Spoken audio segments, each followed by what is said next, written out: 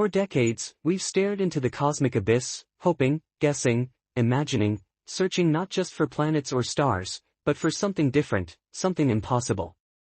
We've sent our machines, Voyager, Hubble, and now the James Webb Space Telescope, to slice through the darkness of space and expose its deepest secrets. But what Webb just uncovered may not be a secret. It may be a message. And even worse, it might be alive.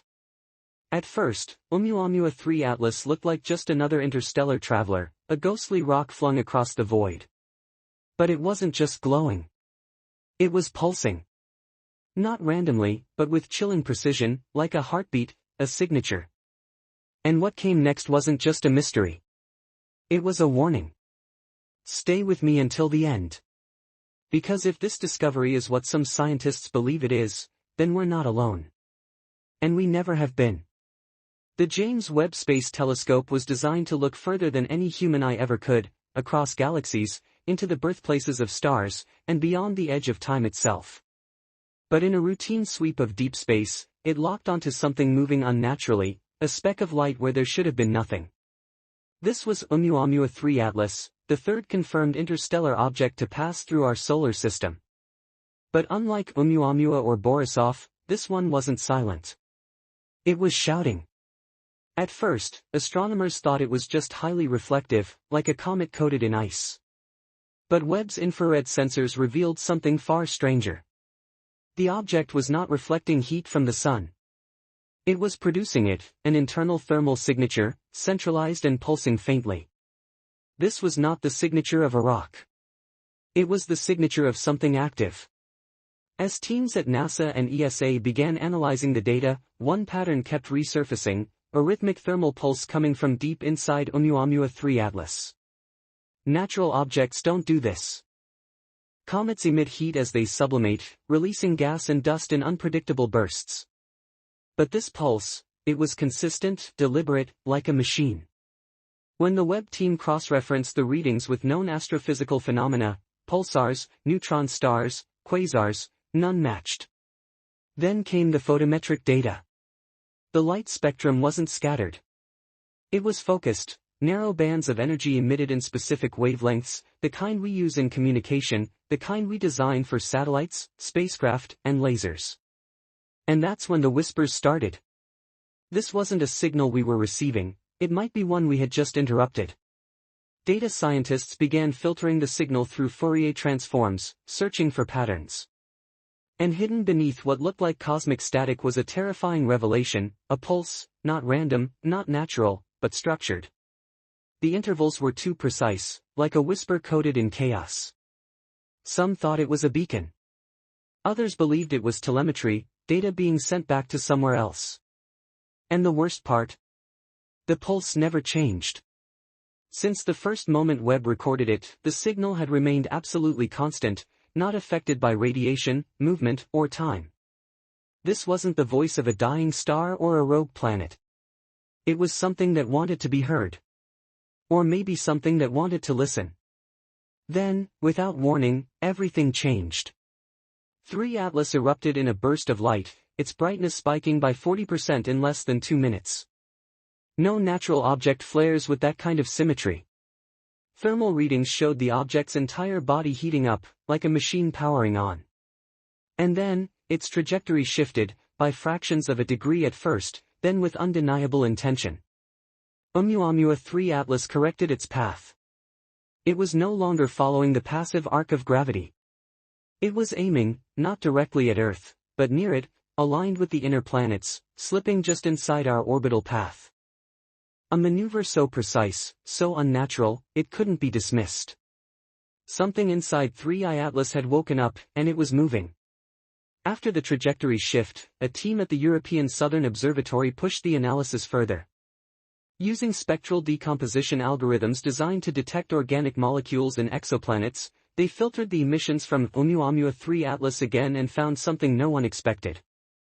Within the energy signatures were fluctuations eerily similar to biological rhythms, not DNA, not proteins, but something more fundamental, resonance frequencies consistent with cellular behavior. In other words, the light coming from 3 Atlas didn't just reflect energy, it fluctuated in ways that resemble living tissue. This wasn't some asteroid accidentally mimicking life. This was a signal encoded in light, behaving like a living system. And the implications? Beyond comprehension.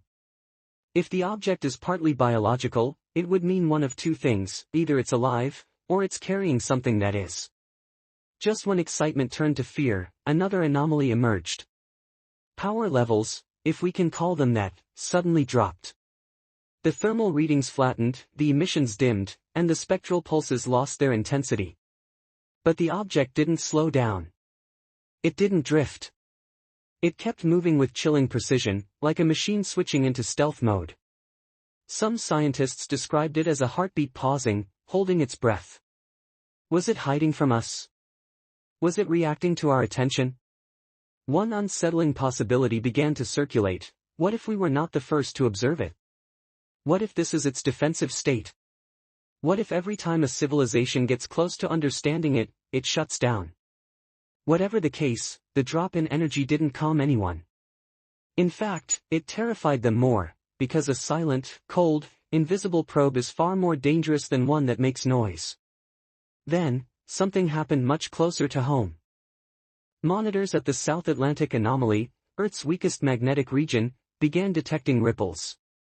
Not solar flares, not gamma bursts, but localized electromagnetic pulses timed with Atlas's trajectory adjustments. As the object passed through the outer heliosphere, our planet reacted. Subtle shifts in our magnetic envelope echoed the pulses coming from the interstellar object. Physicists scrambled to explain it.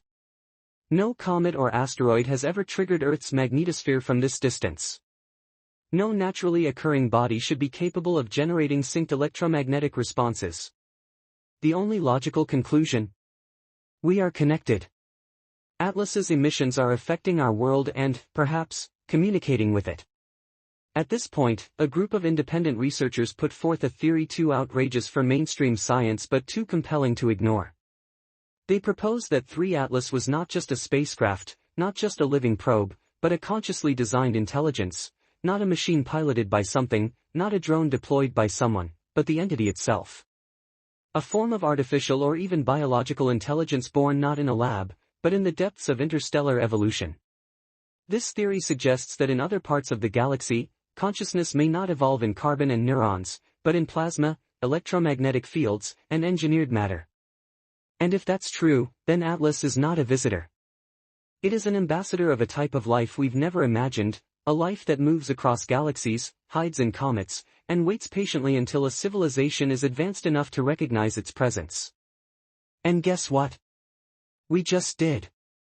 As global observatories recalibrated their instruments to follow Oumuamua 3 Atlas with maximum precision, a disturbing new measurement emerged. Gravitational lensing effects around the object weren't matching its estimated mass.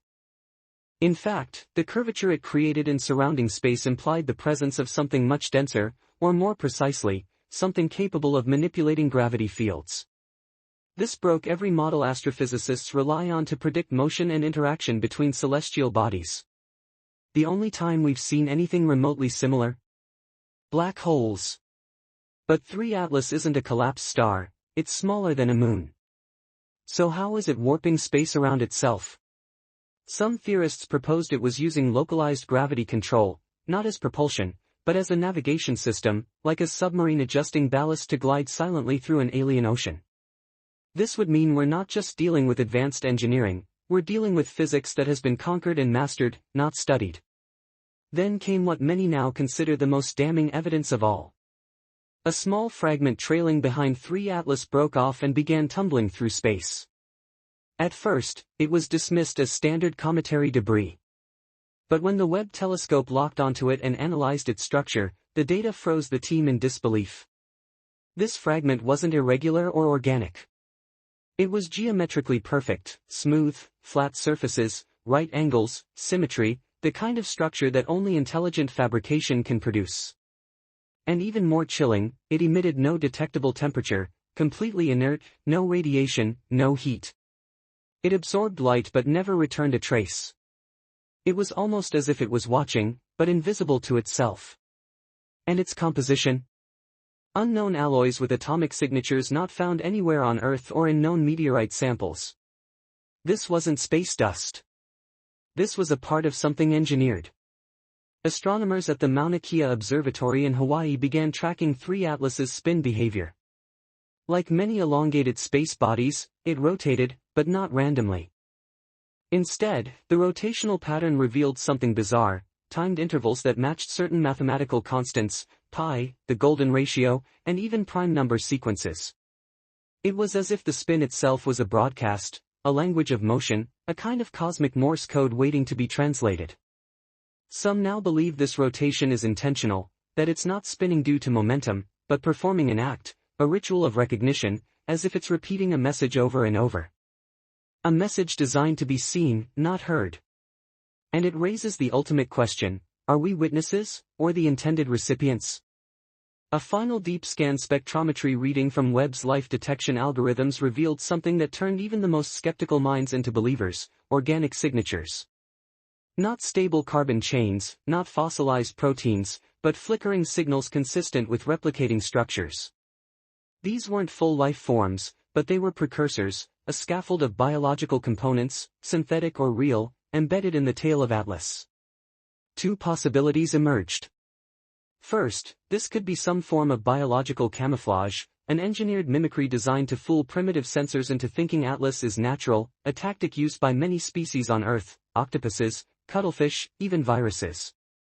But the second theory is far more disturbing: this biological residue might be intentional seeding, a delivery system for spreading extraterrestrial genetic code. As if Atlas is not just a probe, but a messenger of life, a modern panspermia, using advanced propulsion not to study life, but to spread it. As the object drew closer to the inner edge of our solar system, multiple magnetometers, both on Earth and aboard deep space probes, began recording a strange oscillation. Not the chaotic interference you'd expect from a solar storm, but precise, rhythmic shifts in local magnetic fields. These pulses appeared in triplets, like a metronome with purpose. And they didn't fade with distance. In fact, their amplitude increased as 3 Atlas approached, suggesting the object was not just emitting magnetic energy, it was interacting with ours, almost as if scanning or syncing with the solar system's magnetic layout. The pattern matched nothing in nature. Some likened it to a handshake protocol, like a spacecraft establishing a secure connection. But with what? The Sun? Earth? Or something we haven't yet discovered lurking between the planets? Here's where things get even more unsettling. Communication specialists attempted to respond, sending carefully encoded radio pulses back toward 3 Atlas using deep space network antennas. The signals were built around prime numbers, binary mathematics, and even artificial tones resembling musical intervals. But there was no reply, no echo, no bounce, nothing. Except, 1 hour after the last pulse was transmitted, 3 Atlas subtly altered its spin rate. Not enough for most instruments to catch, but precisely enough to be noticeable by the team that had initiated the message. Some took it as acknowledgement. Others saw it as dismissal. But either way, it wasn't random. It behaved not like a natural body absorbing a message, but like an entity aware it had been contacted and choosing not to speak. In intelligence analysis, this is called conscious non-communication, a psychological tactic where silence speaks louder than response. And in the vast vacuum of space, silence is terrifying. Backtracking through historical astronomical records, researchers discovered something no one expected: subtle disturbances in infrared sky surveys dating back decades. In 1987, 1998, and 2013, there were small anomalies in the same vector along which 3 Atlas is now traveling. This suggests it might have passed near our system before. But the kicker? Each appearance lines up with a sharp rise in unexplained radio bursts and gravitational wave anomalies recorded at the time. This raises the haunting question: has 3 Atlas been here before? And more importantly, is it looping? If that's true, this isn't just an object passing by. It's a repeating presence, possibly observing cycles of planetary development, human progress, or maybe something much deeper encoded in Earth's own timeline. The most recent recalculations of its path revealed something that sent shock waves through the community. 3 Atlas is not heading directly toward Earth, nor toward the Sun. Instead, its trajectory curves just enough to bring it into close proximity with Jupiter's moon, Europa. And even more curiously, the adjusted arc intersects with Saturn's moon, Enceladus, if the object were to make another pass. Both are icy worlds. Both hide subsurface oceans. And both are considered prime candidates for alien life within our solar system. So a new theory emerged: what if Earth isn't the destination at all? What if this entity, whatever it is, has been visiting ocean worlds to monitor, seed, or awaken life hidden beneath the ice? We assumed we were special. We assumed we were the point. But what if 3 Atlas's true interest lies in what's hidden beneath the surface of moons we haven't even touched? As the deep space transmissions faded into static and the object continued its silent arc, one theory gained terrifying traction. What if 3 Atlas isn't emitting signals to communicate because it doesn't need to? What if it's not trying to speak, but to listen? Imagine a probe so advanced, so ancient, that its sole function is observation without interference, no lasers, no landers, no messages. Just passive absorption of everything around it: atmospheric resonance, electromagnetic fields, human technology emissions, even biological rhythms from Earth. Some researchers began to suggest that its silence wasn't a malfunction or a defense mechanism, but its default design, a perfect spy, invisible, undetectable, until now. This reframed the entire narrative. Because if 3I Atlas is a probe and it's been to this system before, then it means this isn't its first report. It could have already sent its data. And the real question becomes, to whom? Perhaps the most haunting discovery came last. A research team at Caltech ran the organic spectral data through a comparative model, not against alien life, but against Earth-based genomic markers. What they found wasn't a match, but it wasn't entirely foreign either. There were structural parallels, repeating nucleotide arrangements, echoes of patterns we see in viruses, retrotransposons, even ancient non-coding DNA sequences. The possibility that the biological residue trailing 3 Atlas may contain information coded in a universal genetic language, a structure so fundamental that it can adapt itself across planetary environments, whether through evolution or design.